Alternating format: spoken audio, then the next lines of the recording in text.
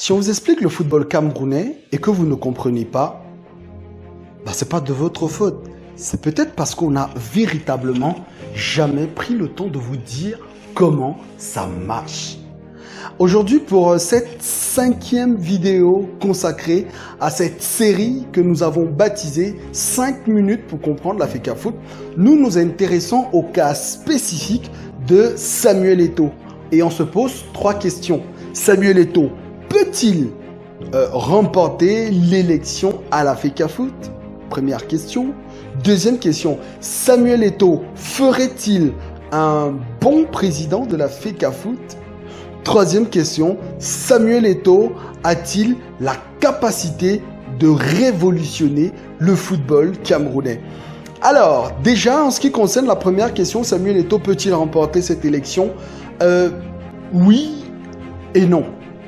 Oui, parce que bien évidemment, il a décidé, on l'a vu lors de la 4e vidéo, de suivre le processus normal pour être président de la FECAFOOT, notamment de la base au sommet, c'est-à-dire en commençant en étant délégué départemental, délégué régional, une fois au niveau fédéral, il est donc pleinement candidat et donc il a l'opportunité de pouvoir monter avec ses principaux soutiens et donc ses principaux délégués. Maintenant, est-ce qu'au niveau de l'organisation du processus électoral, il pourra être valablement candidat? Ça, c'est également une question qu'il faudra pouvoir se poser. Parce qu'il faut le dire clairement, il y a des mécanismes qui peuvent être mis en jeu aujourd'hui pour qu'il ne remporte pas. Pourquoi? Parce que l'un de ses principaux concurrents est candidat. On ne va pas dire à sa propre réélection, mais son élection a été annulée et il est donc président par intérim et en même temps candidat, ce qui est totalement interdit et ce qui est totalement abrupt, mais c'est le cas.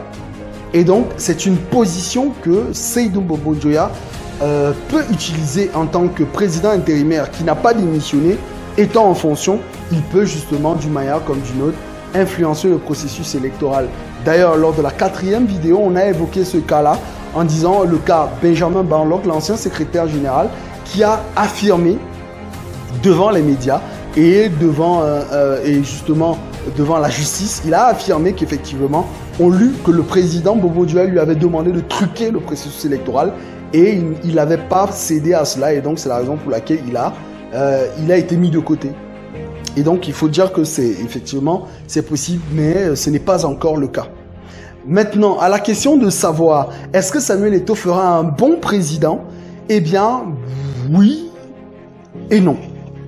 Non, parce qu'il faut dire quand même que l'équipe actuelle installée à la FECAFOOT a été installée, bien évidemment, a été soutenue, mais vraiment par Samuel Eto'o. Il a dit lors de plusieurs interviews, mais il a également dit dans sa profession de foi qu'effectivement, il reconnaît avoir soutenu l'exécutif actuel. Et il faut dire quand même que son choix dans le casting a été très mauvais et lui-même, d'ailleurs, l'a reconnu plusieurs fois parce que justement, si dans ce casting-là, il n'a pas été bon, est-ce que Samuel Eto'o étant président fera un bon casting? Ça, c'est la question également que les uns et les autres pourraient se poser. Mais en tant que président de la FECAFOOT, est-ce que Samuel Eto'o peut apporter une plus-value? Bien sûr, il peut apporter une plus-value.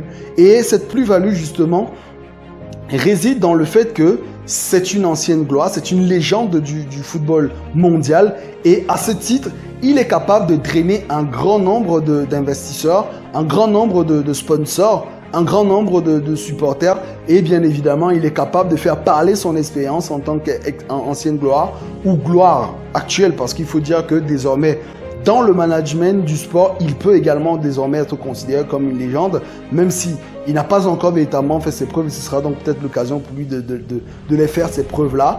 Il peut justement se prévaloir de cela. Maintenant, est-ce que Samuel Eto'o est-il le candidat idéal pour les instances internationales, par exemple?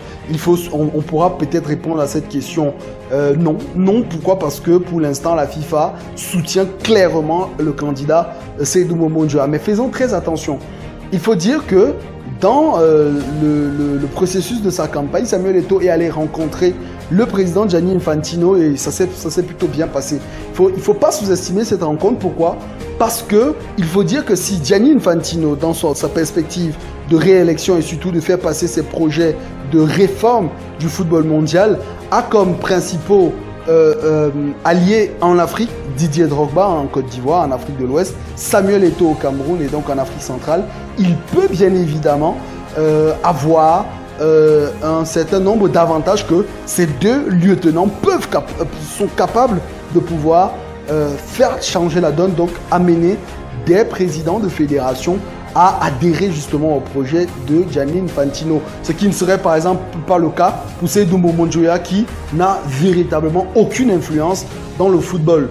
De manière générale, déjà au Cameroun, il n'a pas véritablement d'influence sur le football, sur la géopolitique du football camerounais, encore moins sur la géopolitique du football de l'Afrique centrale. Et clairement, il n'a pas véritablement, bien qu'étant 4e vice-président de la CAF, il n'a pas véritablement une grosse influence sur les principales fédérations du continent africain.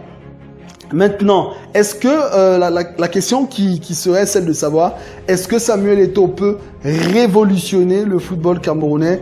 Eh bien, si on s'en tient à son programme, c'est possible. Maintenant, il faudrait pouvoir le voir à l'œuvre, et ce qui rend encore la chose beaucoup plus complexe, parce qu'il faut dire quand même que beaucoup de promesses dans ce sens ont été faites et ça n'a pas toujours été le cas. L'autre chose également, c'est que malheureusement Samuel Eto'o n'a pas l'assentiment de tout le gouvernement camerounais. C'est vrai qu'il y a une partie du gouvernement camerounais qui serait tentée par son projet, mais l'autre partie qu'on ne peut pas clairement identifier ne semble pas adhérer pour l'instant à son projet, et donc c'est ce qui pourrait également lui mettre des bâtons dans les roues, mais c'est quelqu'un qui est capable aujourd'hui de pouvoir mobiliser un certain nombre de ressources pour justement se faire entendre, pour justement se faire comprendre des uns et des autres. Maintenant, la dernière question que tout le monde se poserait, c'est ok, est-ce que si Samuel Eto'o gagne ces élections, son magistère ou alors son mandat sera inattaquable? Je vais dire malheureusement non. Il faut dire que c'est l'un des processus électoraux organisés de la manière la plus chaotique de l'histoire du football camerounais.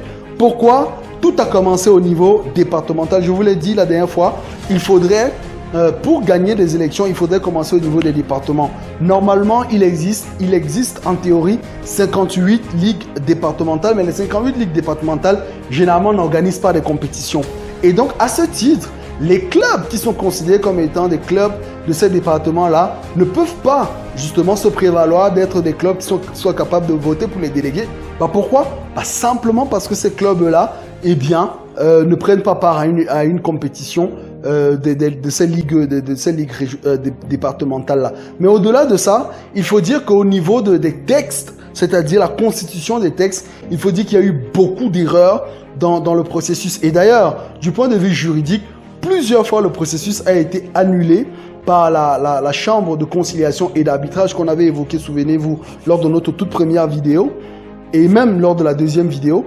Il faut dire que plusieurs fois, cette chambre-là, qui est donc la Cour suprême du sport au Cameroun, a annulé l'élection, a annulé le processus électoral, ou du moins a demandé à surseoir à ce processus, et jamais l'exécutif actuel s'est exécuté. Et donc, si vous me permettez la répétition, et donc ce qui rend la chose encore plus complexe. Et donc, effectivement, l'élection, elle est attaquable à tous les niveaux. D'ailleurs, Samuel Eto'o lui-même, dans une correspondance adressée au gouvernement camerounais et même à la FIFA, dénonçait déjà le caractère frauduleux de ce processus électoral. Et donc, si lui, il réussit à remporter cette élection-là, il aura clairement du mal, parce que bien évidemment, lui-même, il a reconnu que le processus électoral est faussé dès la base. Et donc, ce sera très facile de pouvoir annuler son élection. Mais il aura quand même, il faut dire que il pourrait avoir le mérite, le temps, par exemple, que le TAS décide d'annuler l'élection, il pourra avoir le mérite peut-être de révolutionner la FECAFOOT, soit en 1 an, soit en 2 ans, le temps peut-être pour la sentence du TAS de tomber et donc de pouvoir mettre fin à son mandat. Parce que oui, c'est clair que quel que soit le président qui remporte cette élection, ce sera très difficile de pouvoir s'y maintenir jusqu'à la fin du mandat au vu du caractère véritablement kafkaïen dans lequel le processus en lui-même est organisé. Donc globalement, voilà un peu ce qu'on peut dire sur la participation ou du moins sur la candidature de Samuel Eto'o comme président de la FECAFOOT. Et donc on arrive donc au terme de cette série de 5 minutes pour comprendre la FECAFOOT.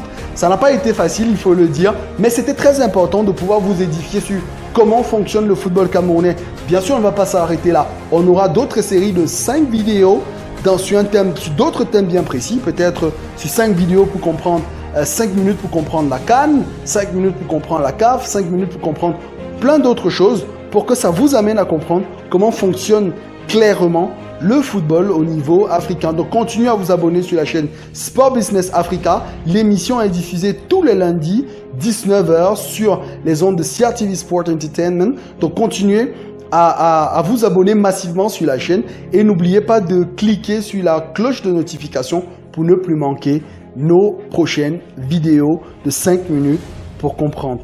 Ciao!